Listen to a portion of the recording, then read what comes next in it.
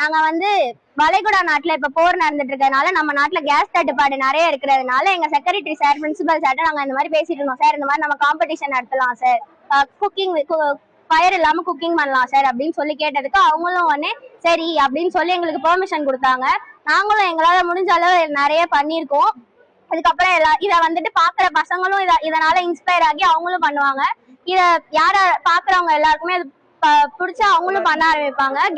Case குறைவா எல்லாரும் use பண்ண ஆரம்பிப்பாங்க. இதனால நம்ம வாழ்க்கைக்கும் எல்லாம் ஈஸியா இருக்கும். இது எல்லாமே ஹெல்தியா நாங்க ஒயிட் சுகர் இல்லாம பண்ணிருக்கோம். எல்லாமே ஹெல்தியா இருக்கு.